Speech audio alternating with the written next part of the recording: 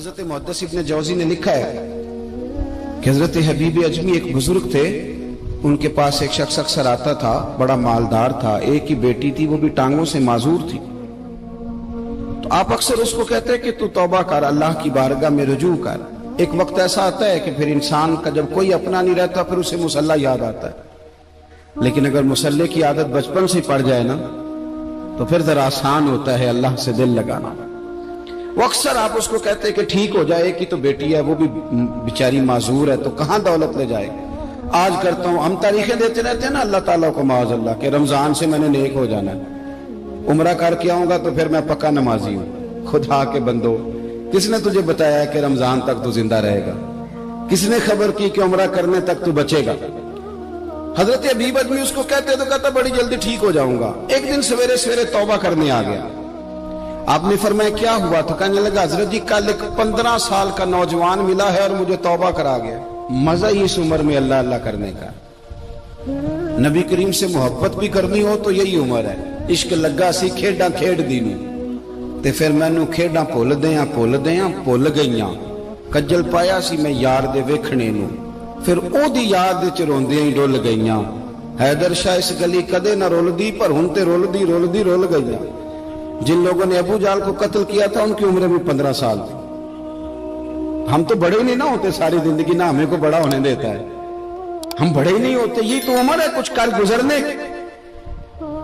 15 سال کا نوجوان توبہ کرا گیا تو حضرت حبیب اجمی کہنے لگے وہ کیسے؟ کہنے لگا حضرت جی میں کل منڈی گیا تھا، مجھے کچھ سامان خریدنا تھا، تو بغداد کے بازار سے میں نے مچھلی خرید لی 10 کلو، باقی بھی سامان تب خود لے جا نہیں سکتا تھا۔ تو مزدور آپ کو پتہ ہے بیچارے آج بھی سڑکوں پہ بیٹھے ہیں، تو مزدور بیٹھے تھے تو ان میں ایک نوجوان 14-15 سال کا، چہرے پہ بڑی روشنی۔ میں نے اس کو کہا بیٹے مزدوری کرو گے؟ کہنے لگا حضور مزدوری بھی کرتا ہوں، پڑھائی بھی کرتا ہوں، اور جو اللہ کو منظور ہو اس کی عبادت بھی کرتا ہوں۔ میں نے اسے کہا کہ یہ میرا سامان ہے فلان جگہ پہنچانا، کیا لوگے؟ کہنے لگا 3 دینار مزدوری۔ سودا طے ہو گیا، اس نے سامان اٹھا لیا۔ کہتے ہیں رستے میں ظہر کا وقت ہو گیا، کہنے لگا چچا اگر اجازت ہو تو نماز پڑھ دوں۔ 15 سال کا جواب۔ کہتے میں رکھ کے نا وہاں سامان تو پھٹے پہ بیٹھ گیا، وہ نماز پڑھنے چلا گیا، باقی لوگ دیر سے آئے، وہ بچہ جلدی آ گیا۔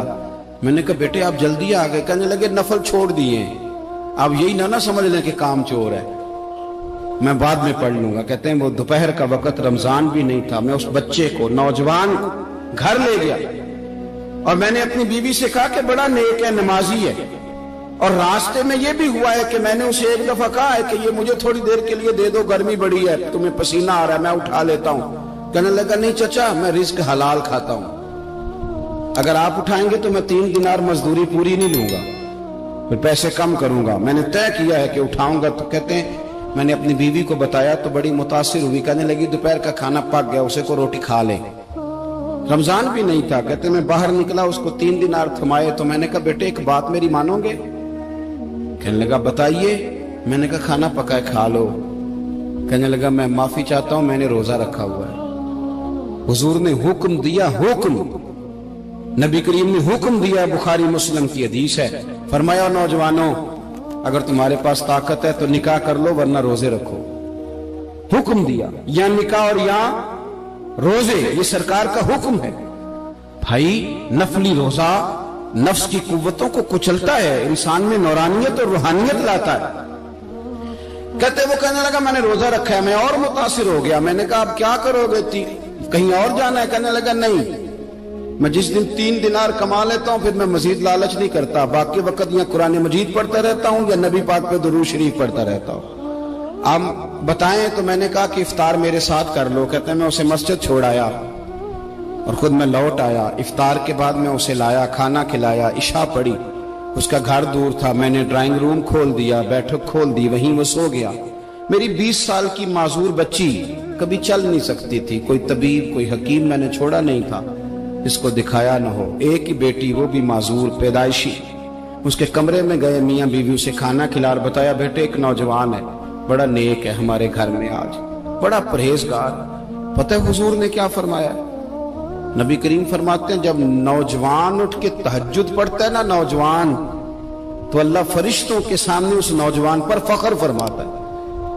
اللہ فخر کرتا ہے کہ عمر دیکھو دیکھو یہ میری بارگاہ. اللہ فخر کرتا ہے, اللہ یعنی خدا خود میرے مجلس بود, اللہ فخر کرتا ہے. اب سوچے تو ہم نے اپنی بیٹی کو بتایا کہ نوجوان اور بڑا نیک ہے, تو کہتے ہیں وہ کھانا کھلا کے ہم واپس آ گئے. آدھی رات کا وقت ہوا تو دروازے پہ دستک ہوئی. بچی اپنے کمرے میں سو رہی تھی, ہم اپنے کمرے میں, وہ بیٹھک میں. گھبرا کے اٹھے کہ اس وقت کون ہے دروازے پہ؟ تو بیٹی کہنے لگی ابا دروازہ تو کھولنا. کہتے ہیں دروازہ کھولا تو 20 سال ہو گئے تھے بیٹی کو, کبھی اس نے چل کے نہیں دکھایا تھا, کبھی دوڑ کے ادھر جاتی کبھی ادھر آتی. کہتی ہے الحمدللہ اللہ نے میری ٹانگیں ٹھیک کر دی.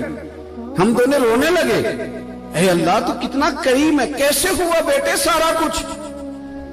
بیٹی کہنے لگی ابا آپ نے کہا تھا نا کہ نیک نوجوان آیا ہے, تو میرے دل میں خیال آیا اللہ اگر واقعی نیک ہے تو اس کے صدقے مجھے شفا ہی دے دے. یا ایھا الذین آمنوا اتقوا اللہ وابتغوا الیہ الوسیلہ. تو کہنے لگی ابھی میری دعا بھی پوری نہیں ہوئی تو رب کریم نے فضل کیا ہے اور مجھے شفا عطا کر دی. کہتے ہم دوڑ کے اس کے کمرے میں گئے اور جب ہم نے ہاتھ رکھا تو دروازہ پہلے سے کھلا تھا, ایک خط چھوڑ گیا تھا. آج کل کے پیر کی کرامت ہوتی تو فیس بک پہ دے دیتا, باقیوں کو بھی ذرا بھول پتہ چلے. کہتے ہیں وہ خط چھوڑ گیا اپنے بستر پہ کہ اگر تم لوگوں کو مجھ سے محبت ہو گئی ہے تو میرے پیچھے نہ دوڑنا, اس رب کی بارگاہ میں جھکنا جس رب نے میرے اوپر بھی فضل فرمایا ہے اور آپ پر بھی کرم فرمایا. میرے نوجوان دوستو, یہ جو بچپنا ہمیں لوگ کہتے ہیں نا ابھی بچے ہو, ابھی جب آپ بالغ ہو گئے تو نماز فرض ہو گئی, سچ بولنا ضروری ہو گیا, رزق حلال کھانا ضروری ہو گیا, شریعت ساری کی ساری لاگو ہو. ایک تو درگزر سے کام لیں, دوسرا اپنی زندگی کے اندر خواہشات کو چھوڑیں. سادہ کھانا تو ویسے انسان کو تندرست رکھتا ہے.